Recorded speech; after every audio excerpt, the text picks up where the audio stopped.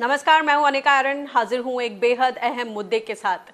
जाड़े में खेती को तबाह करने वाली रेगिस्तानी टिड्डियां एक बार फिर से खेतों में उतर आई हैं। हॉर्न ऑफ अफ्रीका से सफर करके पाकिस्तान होकर आई ये टिड्डियां राजस्थान से आगे उत्तर भारत के कई राज्यों में फैल गई हैं।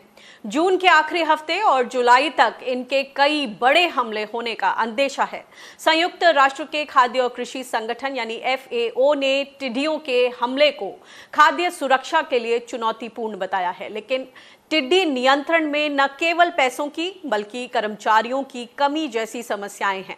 राजस्थान और गुजरात में 10 लोकस्ट वॉच सेंटर्स हैं, लेकिन इनमें 3/4 यानी 75% पद खाली पड़े हैं। इसके अलावा कीटनाशकों का छिड़काव करने वाले उपकरण भी बहुत पुराने हैं। लोकस्ट वॉच सेंटर्स को गाड़ियों की कमी से भी जूझना पड़ रहा है। इस बीच केंद्र सरकार ने इंग्लैंड से एरियल स्प्रेयर्स मंगाने का समझौता किया है, जो कि अगले 15 दिन में भारत आने की उम्मीद है। इससे टिड्डी नियंत्रण को लेकर सरकारी तैयारियों और संजीदगी दोनों पर सवाल उठने लगे हैं, क्योंकि रेगिस्तानी टिड्डियों ने बीते जाड़े में ही आने वाले समय में खतरे का अंदेशा दे दिया था। अकेले राजस्थान में इन टिड्डियों ने लगभग 1.5 लाख हेक्टेयर इलाके में खड़ी फसलों को नुकसान पहुंचाया था। तो सवाल यही उठता है कि टिड्डी नियंत्रण के लिए समय पर तैयारियां क्यों नहीं की गई। अगर खरीफ सीजन में ये टिड्डियां ऐसे ही बेकाबू रहीं तो खाद्य सुरक्षा का क्या होगा। इसके अलावा सवाल यह भी है कि टिड्डी नियंत्रण के लिए जो केमिकल्स का बड़े पैमाने पर पेस्टिसाइड्स कीटनाशकों का इस्तेमाल किया जाएगा, उससे पर्यावरण पर क्या असर पड़ेगा, उससे जैविक खेती पर क्या असर पड़ेगा, उसे बढ़ावा देने की मुहिम का क्या होगा। सरकार ने टिड्डी नियंत्रण के लिए जैविक कीटनाशकों को लेकर कितनी तैयारियां की हैं ग्राउंड पर। ऐसे तमाम सवालों के साथ शुरू करते हैं आज की विशेष चर्चा। टिड्डियां कैसे बन सकती हैं आबो हवा और खाद्य सुरक्षा के लिए आफत।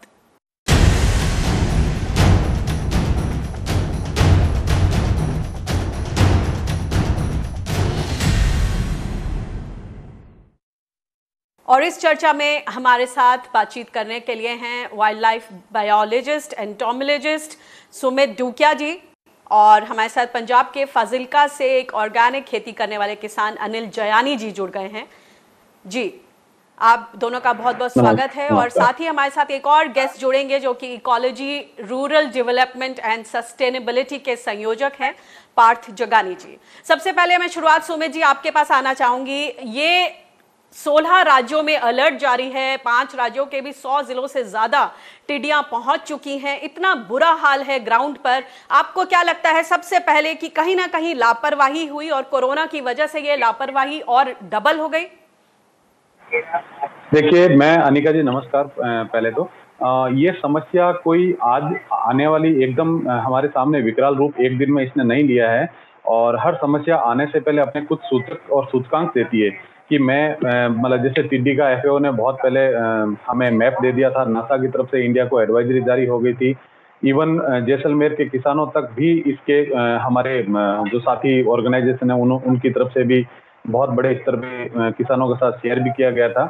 परंतु अब ये देखा जा रहा है कि आनन फानन के अंदर अब हमें लग रहा है कि जैसे आज ये विकराल रूप ले लिया है। ये आज विकराल रूप नहीं लिया है। इस समस्या ने कम से कम 1 साल के आसपास हमारे राजस्थान की अगर मैं बात करूं तो 1 साल इन टिड्डियों को वहां पे दस्तक दिए हुए हो चुका है। और आज भी हम ये देख रहे हैं कि सरकार उस चीज को सीरियसली नहीं लेके, और अब ऊपर से हम एक मास्किंग या लिपापोती का जो हम काम कर रहे हैं कि ऊपर हम ऑइंटमेंट लगा रहे हैं, पर दर्द जो अंदर है, जो जैसे उन्होंने अंडे दे दिए, अब वो कैसे आगे उनके निकलेगी उसका हमारे पास में कोई इलाज नहीं है। आपने अभी बात बताई कि 2/3 इनके पास स्टाफ है। मैं ये कहना चाहूंगा कि ये एक टेक्निकल लड़ाई है। ये कोई मजदूर की लड़ाई नहीं है कि आप आज उसको रोड से उठा के 300 रुपए पर डे के ऊपर आप मजदूरी पे उसको लगा देंगे। इसके लिए आपको कीट विज्ञानी चाहिए, इसके लिए आपको इंसेक्टिसाइड और पेस्टिसाइड का नॉलेज वाला एक आदमी चाहिए जो उसका सही मिश्रण बना के और उसको दवा को डाल सके। आज आप और मैं ये काम उस तरीके से नहीं कर पाएंगे जितना एक कृषि विज्ञानी या कृषि कीट विज्ञानी कर सकता है। जी जी, आप ये बताएं कि जो पेस्टिसाइड्स इस वक्त छिड़के जा रहे हैं, क्या आपको लग रहा है कि एकदम हड़बड़ाहट सी हो गई है? तमाम राज्यों के कृषि मंत्री अपने अपने बयान दे रहे हैं कि स्थिति काबू में है, हमने इतने हेक्टेयर क्षेत्रफल में स्प्रेयर से छिड़काव कर दिया है। आपको लग रहा है कि ये आंकड़ों का खेल ज्यादा बन गया है, लेकिन उसके बनस्पत जो संजीदगी दिखानी चाहिए थी, जब एक छोटा झुंड आ रहा था उस समय कहीं ना कहीं नियंत्रण और काबू नहीं किया गया, इसलिए ये स्थिति इतनी भयावह हो गई है? जी जी बिल्कुल। ये देखिए, मैं आपको बता रहा था कि जैसे कल भी मैंने आपको बताया कि ये साल भर से हमारे पास में है, और एक साल किसी भी चीज की तैयारी करने के लिए बहुत ज्यादा होता है। मैं ये नहीं कह रहा हूँ कि हमें मतलब अभी 5 दिन में पता लगा है। राज्य सरकारों को एडवाइजरी मिल चुकी थी, राज्य सरकारों ने अपनी तरफ से क्या इंतजाम किए।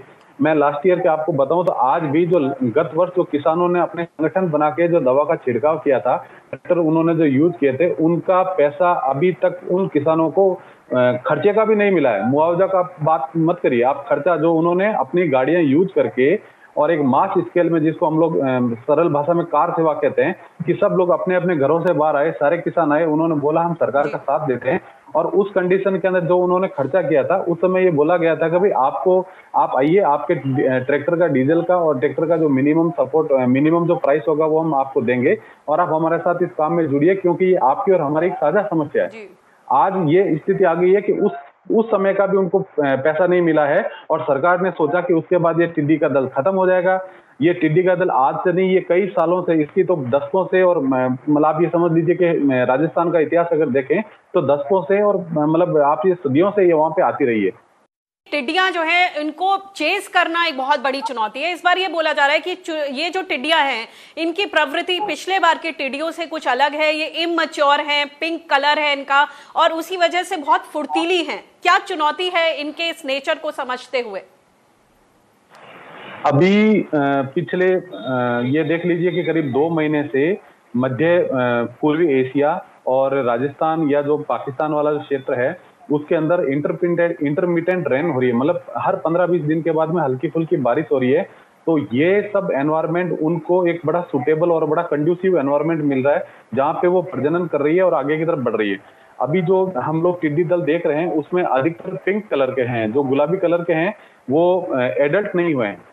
तो एडल्ट मीन्स वो ब्रीडिंग स्टेज में नहीं पहुंचे हैं, और वो क्योंकि ब्रीडिंग स्टेज में जाने के बाद में मादा बहुत अंडे के साथ बहुत भारी हो जाएगी, और वो उतना स्पीड से नहीं उड़ सकती जितना कि आज का ये जो टिड्डी जो हमारा उड़ रहा है, वो उस स्पीड पे उतनी नहीं उड़ पाती है। तो ये बात इनकी सही है।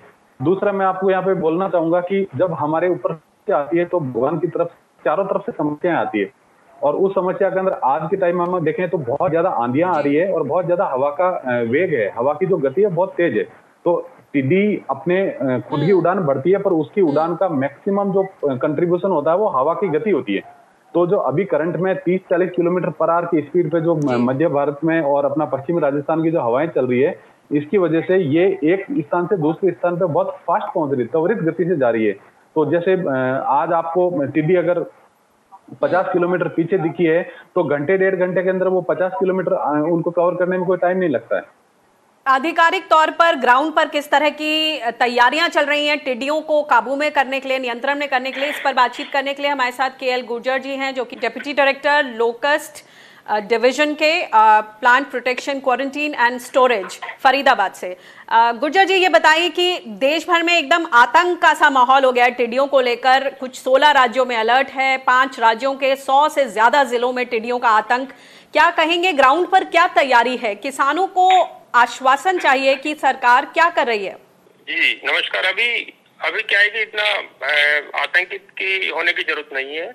अभी सिचुएशन जो है कंट्रोल में है, और जो टिड्डियां जो आगे तक पहुंची थी मध्य प्रदेश और उसके सीमांत जो अमरावती जिले में, तो वहां पर अभी जो दल हैं वो इतने ज्यादा नहीं बढ़ रहे हैं, और वापस जो डायरेक्शन है विंड्स का वो चेंज हो गया है। तो अभी ये टिड्डियां जो है मेनली राजस्थान में ही हैं, और मध्य प्रदेश में श्योपुर के आसपास हैं, और एक झांसी ललितपुर के पास में एक दल वहां पर, यानी कि 2 दल मध्य प्रदेश में, और बाकी दल 4-5 दल जो है राजस्थान में है, सीमावर्ती क्षेत्रों में है, जोधपुर के आसपास वहां पर हैं, और बीकानेर में है। तो अभी स्थिति नियंत्रण में है और इनको लगातार नियंत्रित किया जा रहा है। सर, जो विशेषज्ञों से बातचीत कर रहे हैं तो उनका कहना है कि ये तो अभी शुरुआत है, आगे आगे देखिए क्या होता है। अभी ये आधी संख्या है, अभी फिर से एक बड़ा अटैक आना है जून जुलाई में, जो कि FAO ने भी कहा है, और फिर लौटते वक्त अगस्त में एक बार फिर से, क्योंकि इनकी ब्रीडिंग हो जाएगी, और फिर एक बार अगस्त में तीसरा अटैक। क्या कहेंगे आप, किस तरह की तैयारी है? हाँ, जो तैयारियां हैं LWO की, जो भारत सरकार की, वो तैयारियां बहुत अच्छे स्तर पर चल रही हैं और हमारे जो रिसोर्सेज हैं उसको और बढ़ा रहे हैं। हम जनवरी में हमने 10 जो माइक्रो नेयर मशीन्स हैं वो यूके से इंपोर्ट करके 10 उसमें हमारे जो ग्राउंड टीम है उसमें जोड़ दी थी, और 15 मशीनें अभी 15 जून तक और मशीनें आ रही है हमारे पास। 60 मशीनें 15 जुलाई को और आ जाएंगी। तो ये इसके अलावा जो ड्रोन्स का है, एरियल स्प्रेइंग का है, वो भी चल रहा है। अभी फील्ड में ड्रोन्स भी पहुंच चुके हैं और भी ड्रोन्स की संख्या बढ़ाई जा रही है। तो ये जो आप जो कह रहे हैं कि 15 जो जून जुलाई में जो दल आने वाले हैं और जो फर्दर उसके बाद आने वाले हैं, तो उनके लिए जो समुचित जो तैयारियां हैं वो हम कर रहे हैं और हमारे लिए पर्याप्त उनको नियंत्रित करने के लिए संसाधन उपलब्ध रहेंगे। और सर, एक चीज और बताएं कि जो बायो पेस्टिसाइड्स का इस्तेमाल हो सकता था वो शुरू में नहीं किया गया, तो इस कारण अब लीथल पेस्टिसाइड्स, एकदम जो नुकसानदेह वाले पेस्टिसाइड्स हैं, मोनोक्रोटोफॉस, क्लोरीपिफॉस, इन सब का इस्तेमाल, मेलाथिनिन, इन सब का इस्तेमाल हो रहा है। आपको लगता है कि इससे जीव जंतु और जो बाकी की आबो हवा है और मिट्टी है उस पर असर पड़ेगा दूरगामी? हाँ, जो बायोपेस्टिसाइड है उनको एक लिमिटेशन होती है उनकी, कि उनको जो प्रयोग करते हैं वो इनकी जो शैशव अवस्था होती है, हॉपर्स या निम्फ बोलते हैं, उसमें ही कारगर साबित होते हैं। वो जो बड़े जो वयस्क दल बन जाते हैं उसके बाद वो बायोपेस्टिसाइड इन पर कारगर साबित नहीं होते हैं। तो अभी हमारे पास सिर्फ ये केमिकल जो रसायन है, जो पेस्टिसाइड है, वही एक ऑप्शन है कि उससे ULV के द्वारा या दूसरे ट्रैक्टर माउंटेड के द्वारा, पंप के प्रेशर पंप के द्वारा स्प्रे करके और उनसे कंट्रोल किया जाए। यही एक सॉल्यूशन है इसके। आपको लगता है कि शुरुआत में कहीं लापरवाही हुई? अगर इनको पहले ही कंटेन कर लिया जाता इन तरीकों से तो आज ये स्थिति ना बनती? नहीं, ये अभी जो भी दल आए हैं हमारे यहाँ से नहीं है, सब बाहर के दल हैं। हमारी तरफ से कोई वो नहीं की गई है, क्योंकि ये जो हवा के द्वारा उड़ करके आए हैं और इसके बाद जो यहाँ पर अगर एग लेइंग होती है और उसके बाद जो प्रोजनी बढ़ती है इनकी, उसको कंट्रोल करेंगे। उसमें हम जो भी इंटीग्रेटेड संसाधन है वो सब प्रयोग करेंगे। ये दल हमारे यहाँ के नहीं है, सब बाहर के हैं। जी, तो आपने बोला था कि विदेशी स्तर पर भी बातचीत हो रही है, तो जब शुरू में पाकिस्तान और ईरान की तरफ से दिक्कत आई थी उस वक्त इसको क्यों नहीं कंटेन किया गया? क्या वहां पर कोई पेस्टिसाइड्स की कमी रही? कोविड के चलते कुछ दिक्कतें आई?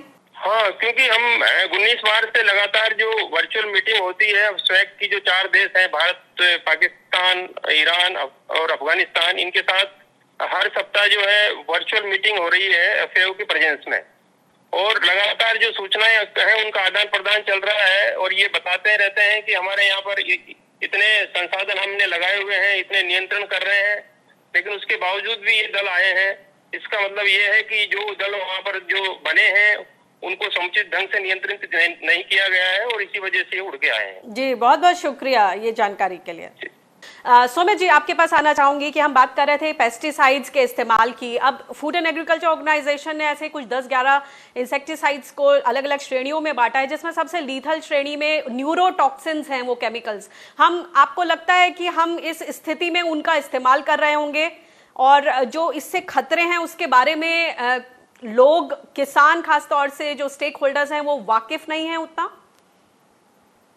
मैं अनिका जी, आप एक चीज बताना चाहूंगा कि गत वर्ष जून जुलाई के अंदर जैसलमेर के एक स्पेशल भूभाग के अंदर जब टिड्डियों का हमला हो गया था, तो सरकार टिड्डी नियंत्रण दल ने वहां पे जाके स्प्रे किया, और स्प्रे करने के बाद में उन्होंने वहां के स्थानीय न्यूज़पेपर के अंदर एक छोटी सी न्यूज दी, और उसमें लिखा कि इस पूरे एरिया में 7 दिन तक कोई भी मवेशी और कोई भी ग्रामीण ना जाए।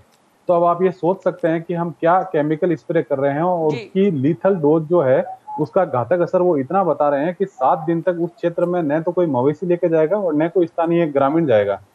और उसके बाद जब हमारी जो वहाँ के क्षेत्रीय टीम है उन्होंने, पाठ जी जगने आज हमारे साथ जुड़े हुए हैं, उन्होंने और बाकी हमारे कुछ युवा किसान साथियों ने मिलके कलेक्टर को जब ज्ञापन दिया और वहां पे अवगत कराया कि आप का जो विभाग, टिड्डी नियंत्रण दल का जो विभाग काम कर रहा है उस क्षेत्र के वन्य जीवों के और बाकी जो जानवरों के लिए क्या कर रहा है, तो फिर कलेक्टर जो महोदय हैं वहां के जैसलमेर के, उन्होंने वन विभाग से एक आदेश निकाल के बोला कि आप हमारे साथ कोऑर्डिनेट करिए।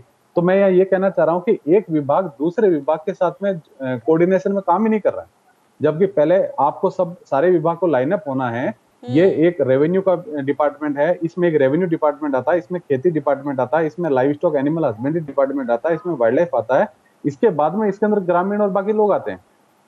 और जो इसका केमिकल का जो इंटरनेशनल स्तर पर मैं बात करूं तो जो इंटरनेशनल स्तर पर जो देशों के बीच बातचीत होनी चाहिए थी पाकिस्तान ईरान से, और बोला जा रहा है कि लाइव बुलेटिन्स और लाइव अपडेट्स हैं, उनके साथ सारे विभाग मीटिंग करते हैं, लेकिन आपको लग रहा है कि ग्राउंड पर उसका कुछ असर, क्योंकि पाकिस्तान की तरफ से भी जिस तरह की सहयोग की अपेक्षा थी वो सामने नहीं आया, और वहां पे जो सप्लाई बाधित रही पेस्टिसाइड्स की शुरुआती समय में जब ये झुंड आ रहा था, उसकी वजह से भी ये स्थिति बहुत ज्यादा बड़ी हो गई है, विकराल हो गई है।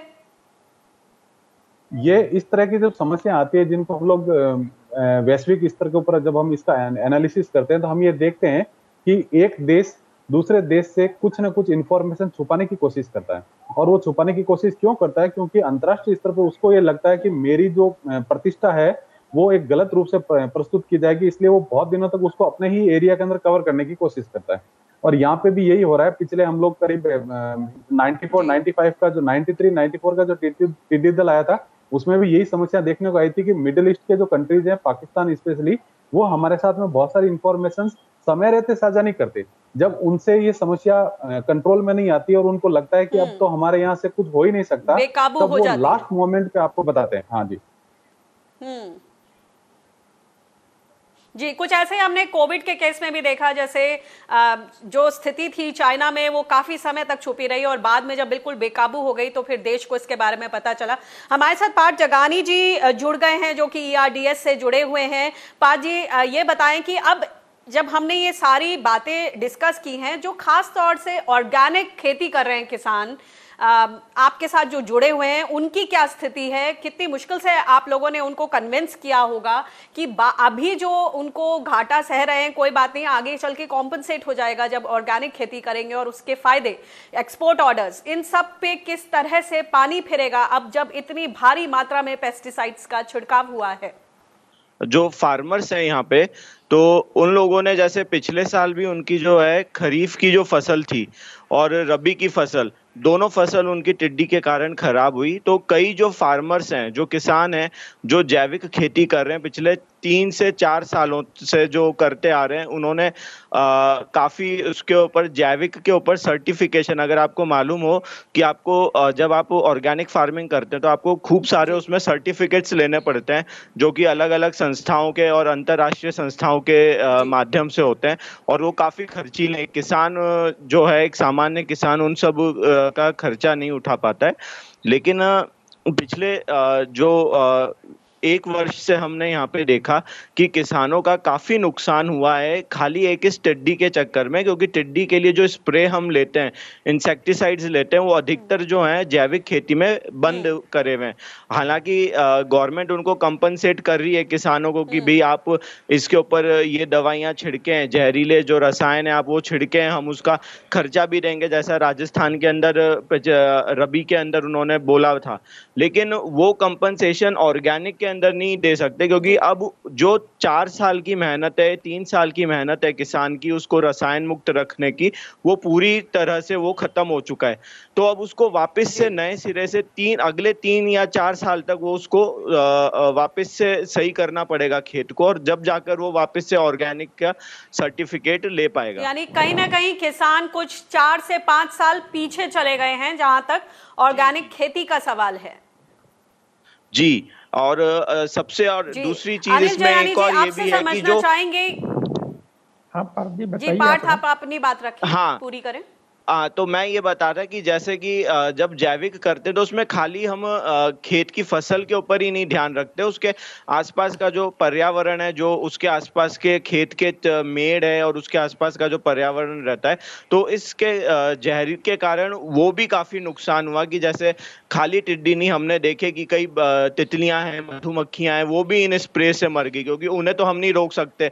आपने सरकारी आदेश जारी कर दिए कि भाई जहाँ पे स्प्रे करा है वहां पे आप मवेशी ना ले जाएं, वहां पे आपने वन्य जीवों की सुरक्षा के लिए भी आपने चौकीदार नियुक्त कर दिए, लेकिन हम जो पक्षी आ रहे हैं, जो छोटे जो मित्र कीट हैं, उनको हम कैसे वहां पे रोक सकते हैं? तो वो भी हमें काफी यहाँ पे देखने को मिला था। जी, एक तरह से ये क्लाइमेट चेंज का भी सूचक है, एक नॉक है, और अगर सारे डॉट्स को कनेक्ट किया जाए तो ये प्रॉब्लम बहुत बड़ी है और ये कहीं ना कहीं वो सारे सिग्नल्स दे भी रही हैं टिड्डियां। ये बताइए कि जो जैसे आपने बोला जो नेचुरल प्रेडेटर्स हैं, हम वैसे भी जिस तरह से पेस्टिसाइड्स का इस्तेमाल कर रहे हैं, नेचुरल प्रेडेटर्स जो पक्षी हैं, जो चिड़िया है, जो सब इनको टिड्डियों को नेचुरली प्रेडेटर्स हैं वो खा सकते थे, वो भी कहीं ना कहीं खत्म हो रहे हैं। तो इससे आपको लगता है कि पूरा इकोलॉजी का जो डिसबैलेंस है वो कहीं ना कहीं असर दिखाएगा? जी एकदम परफेक्टली। जो इनका मतलब नेचुरल प्रेडेटर्स के खत्म होने से और बाकी के जो इनके इकोलॉजी को बैलेंस करने वाले जो रेगुलेटर्स हैं, इंसेक्ट्स वगैरह हैं, तो ये एक लॉन्ग लास्टिंग इम्पैक्ट रहेगा। क्योंकि हमने एक ये चीज़ भी यहाँ पे नोट करी कि टिड्डी इजीली मिट्टी के अंदर डिके नहीं हो रही है। कि जिनको हमने दिसंबर जनवरी में जिनके ऊपर स्प्रे करा था, हम अभी भी उनको खेतों के अंदर उनके पंख और उनके टांग वगैरह, पैर वगैरह हम उनको देख रहे हैं। तो ये जो है काफी धीरे धीरे होती है, और जब वो स्प्रे से क्योंकि वो मरी है तो उसका जो डिकम्पोजिशन है वो ये बता रहा है कि वहां पे बैक्टीरियाज वगैरह जो मिट्टी में काम करते हैं वो भी उसको डिकम्पोज नहीं कर रहे हैं। तो ये काफी लॉन्ग लास्टिंग है कि आपकी हवा, आपके जीव और आपकी मिट्टी, तीनों के लिए जो स्प्रे करा जा रहा है वो असुरक्षित है। डॉक्टर सुमित, ये बताएं कि हमने ये भी सुना कि पाकिस्तान इंपोर्ट कर रहा है इस तरह के जो डक्स हैं, चाइना से बात हो रही थी कि वहां से आएंगी, जो कि क्योंकि बत्तख जो हैं वो एक दिन में कुछ 200 करीब लोकस्ट, ये टिड्डियां खा लेती हैं। तो जो इस तरह का ट्रेंड है, आपको ये कितना सही लगता है? या फिर बायोपेस्टिसाइड्स की बात करें कि लिंसेड ऑयल, जो एसेंशियल ऑयल्स हैं, और चूना, इन सब का मिक्सचर, या जो संतरे के छिलके हैं, इन सबको या फंगस जिसकी बात हो रही है कि उसको भी हम इस्तेमाल में ला सकते हैं नियंत्रण के लिए। लेकिन क्या आपको लगता है अब बहुत देर हो गई और जिस हड़बड़ाहट का माहौल है उसमें सिर्फ और सिर्फ केमिकल्स का इस्तेमाल होगा? लास्ट ईयर से हम लोग जैसलमेर में जो बहुत सारे एक्सपेरिमेंट कर रहे हैं, हमारे ERDS फाउंडेशन के जो साथी हैं उनके साथ हम लोग मिलके और वहाँ के किसानों के साथ कर रहे हैं। तो उसमें हमने देखा है कि वहाँ पे बहुत सारे किसानों ने मुर्गी पालन, जो देसी वैरायटी है मुर्गी पालन, उनको उन्होंने वहाँ पे किया हुआ है। आप ये मान लीजिए कि टिड्डी वहाँ पे जो है वो एक भोजन का मुख्य आधार है बहुत सारे वन्य जीवों के लिए। पर अब हम जो है वो ये देख रहे हैं कि हमारे पास में एक समस्या ये आ चुकी है कि आज के टाइम के अंदर इसका कंट्रोल हमें एक वार लेवल पे जाके करना पड़ रहा है। यहीं पे अगर हम ये बतख वाला या मुर्गी वाला या कवक वाला या लिंसेड ऑयल वाला एक्सपेरिमेंट अगर हम आज से 25 दिन या 1 महीना पहले करते तो आज हमारे सामने ये समस्या इस लेवल पे नहीं होती। जी, हमारे साथ अनिल जुड़े हुए हैं। अनिल जी, आपसे पूछेंगे कि फाजिल्का में जो कपास की खेती को नुकसान हुआ है, या आप भी ऑर्गेनिक खेती करते हैं, ग्राउंड पर किसानों को अब किस तरह की क्षति जो पूरा उनका नुकसान हुआ है, आपको लगता है कि बीमा के कवरेज में इसको शामिल किया जा सकता है या फिर कोई और तरीका, ताकि उनका जो नुकसान हुआ है उसकी भरपाई हो सके? पिछले साल जो नुकसान हुआ उसकी भी भरपाई अभी तक शिकायत कर रहे हैं किसान की नहीं मिली है। गीता जी, जो इंश्योरेंस की बात है वो बिल्कुल एक कागजी कार्रवाई है, उसका किसानों को कोई भी फायदा अभी ना पिछले साल का हुआ है ना अभी इसी साल का हुआ है। एक तो ये बात है, और जो कार्रवाई कर रही है गवर्नमेंट वो बिल्कुल गलत है। किसानों की जो कपास है, सभी लोगों ने VT नरमा जो बीजा है वो 2-2 बार 3-3 बार बीजना पड़ रहा है। अगर गवर्नमेंट कुछ उसको देती भी है तो वो एक बार जो नुकसान होता है उसी का थोड़ा बहुत देगी तो अदरवाइज वो भी नहीं दे रही है। और वो दोबारा जब वो सीड लेने जाते हैं तो जो पहले वाले से उनकी कॉस्टिंग भी डबल हो रही है, उनको वो नुकसान हो रहा है। जो हमारा ये फाजिलका अबोर का जो एरिया है, इसमें कपास के साथ साथ बाग बहुत है, फ्रूट बहुत ज़्यादा है, किन्नू वगैरह के बाग है, ये नुकसान उन पे भी बहुत हो रहा है। और जैसे अब ऑर्गेनिक की बात की है आपने, जैविक की, जैविक खेती में जो नुकसान होगा उसकी तो भरपाई किसी कीमत पे भी नहीं हो पाएगी। जैसे अभी पार्थ जी ने बताया, सुमित जी ने बताया कि जो केमिकल कर रहे आपने हैं बागों के नुकसान harmful के है। बारे में बताया, उस पे थोड़ा बताइए, क्योंकि जो अधिकारी हैं उनका कहना है कि इतनी कोई खड़ी फसल नहीं है, इतना कोई नुकसान नहीं है, इसलिए चिंता की अभी जरूरत नहीं है। लेकिन एफएओ की जो वार्निंग है कि जून जुलाई में बड़ा अटैक और फिर लौटते वक्त अगस्त में फिर तीसरा एक अटैक हो सकता है, उस सब के बीच अभी जो बागों को नुकसान हो रहा है, क्या उसको हम हल्के में ले सकते हैं? हल्के में लेने वाली कोई भी चीज नहीं रही अभी। किसान की हर चीज जो अधिकारी हैं वो हल्के में लेते हैं और किसान के हलक की बन जाती है। अभी जो बागों पे जैसे वो नुकसान कहते हैं, अगर किसी भी बाग में अगर थोड़ी सी भी टिड्डी किसी भी प्लांट पे आ गई, उसके कुछ पत्ते भी अगर उन्होंने खा लिए तो फ्रूट पे उसका नुकसान बहुत होता है मौसम के हिसाब से। और जैसे किसी के अंगूर के बाग हैं, वहां वो बिल्कुल खत्म हो जाएगा। दूसरे जो चीजें हैं उन्हें वो खत्म कर रही हैं। तो अधिकारी जो हैं वो सिर्फ एक अपने चार दीवारी में अपने ऑफिस में बैठ के ही अपनी एक वो चीज कर रहे हैं। धरातल पे सब इसके उल्टा चल रहा है। किसी को, कोई किसान को किसी भी तरह का कोई सुमित जी, बेनिफिट आपसे नहीं। पूछना चाहूंगी कि सरकार यूके से स्प्रेयर्स की ड्रोन्स का इस्तेमाल कर रही है और यूके तक से स्प्रेयर्स आएंगे, लेकिन 15 दिन बाद, आपको क्या लगता है तब तक बहुत लेट हो जाएगा? ये ड्रोन मंगाना और ये जो होता है ना कि जैसे आज आपके घर में आग लगी और आप फायर ब्रिगेड का टेंडर देके और फायर ब्रिगेड की व्यवस्था की बात कर रहे हैं, तब तक तो आपके यहाँ पे कुछ बचेगा भी नहीं। मैं बार बार आपको ये कहना चाह रहा था कि एक साल आपके लिए 12 मंथ 365 डेज इतने ज्यादा होते हैं कि आप उसके अंदर आगे के 10 साल की प्लानिंग कर सकते हैं। हमारे यहाँ पे केंद्र सरकार इस टिड्डी नियंत्रण दल का पूरे महकमे को देखती है। उनके पास में देश में एक ऐसी सरकार है, केंद्र सरकार, जिसके पास कभी पैसे की वो कमी नहीं होती जो राज्य सरकारों के पास होती है। तो आज आपके पास में जब टिड्डी का इतना बड़ा अटैक हो गया, अब आप उसको टेंडर कर रहे हैं, अब आप चाहते हैं कि हम एरियल स्प्रेयर मंगाएं, अब हम ड्रोन मंगाएं, अब हम ये मंगाएं। आप मंगवाते रहिए, तब तक नुकसान बहुत बड़े एरिया के अंदर हो चुका होगा। और उसके बाद में जिसको हम लोग स्थानीय भाषा में गिरदावरी रिपोर्ट कहते हैं, मतलब जो फिर आप सब कुछ तो खत्म हो गया, अब आप उसका एस्टिमेशन करने के लिए निकलेंगे कि नुकसान कितना हुआ। वो नुकसान हमेशा ही आंकलन जो होगा उसका नुकसान का, वो मुश्किल से 30-40% तक आंकलन कर पाते हैं। जो 90% जो 100% एक्चुअल नुकसान होता है, जिसके अंदर आप ये समझ लीजिए कि उसका एक साइकोलॉजिकल ब्रेकडाउन होता है किसान का, वहां का जो इकोनॉमिक जो लेवल है उस किसान का डाउन होता है। आज के समय के अंदर वो जमाना नहीं है कि किसी के पास में इतनी बड़ी खेती थी कि वो आधी खेती दान कर दे। आज हम लोग सब कैश क्रॉप उगा रहे हैं। आज का जो किसान है वो बहुत ज्यादा सोच समझ के किसानी कर रहा है, और उसके अंदर उसको हल्का सा नुकसान होता है तो उसका बहुत लंबा इम्पैक्ट पड़ता है। तो सरकार की जो ये देरी है, ये देरी बहुत महंगी पड़ रही है। बहुत बहुत शुक्रिया आप सभी मेहमानों का इस चर्चा में शामिल होने के लिए। तो जो वैलिड पॉइंट सामने आए हैं, हम आशा करते हैं कि जो अधिकारी हैं, संबंधित अधिकारी, वो इस पर पूरी तरह से ध्यान देंगे, क्योंकि कहीं बाद में ये ना कहें कि अब पछताए होत क्या जब चिड़िया चुग गई खेत। बाकी खबरों के लिए आप बने रहिए स्वराज एक्सप्रेस के साथ। मुझे दीजिए इजाजत, नमस्कार।